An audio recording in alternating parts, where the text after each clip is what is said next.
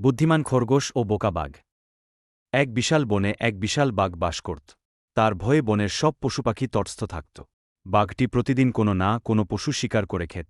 একদিন বনের সব পশু মিলে ঠিক করল, তারা প্রতিদিন নিজেরাই একজনের পর একজন বাঘের গুহায় যাবে, যাতে বাঘটি অকারণে অনেক পশু মারতে না হয়। একদিন এক ছোট্ট চতুর খরগোশের পালা এল। সে ইচ্ছা করেই বাঘের কাছে যেতে একটু দেরি করল। বাঘটি প্রচণ্ড ক্ষুধায় রাগে গর্জন করছিল। যখন খরগোশ পৌঁছাল, বাঘ চেঁচিয়ে বলল, এত দেরি কেন? আর তুমি এত ছোট কেন? তোমাকে খেয়ে তো আমার পেট ভরবে না। খরগোশ কাচুমাচু হয়ে বলল, মহারাজ, আমার কোনো দোষ নেই। সে দাবি করছে যে সেই নাকি এই বনের আসল রাজা। বাঘ রাগে অগ্নিশর্মা হয়ে বলল, কি? এই বনে আমি ছাড়া আর কোনো বাঘ নেই। আমাকে এখনই তার কাছে নিয়ে চলো।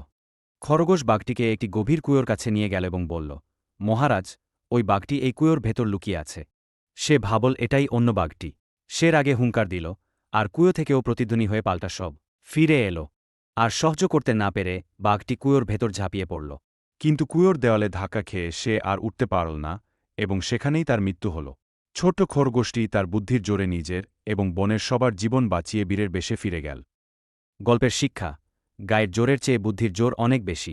আরও ভালো ভালো ভিডিও পেতে চ্যানেলটিকে সাবস্ক্রাইব করুন।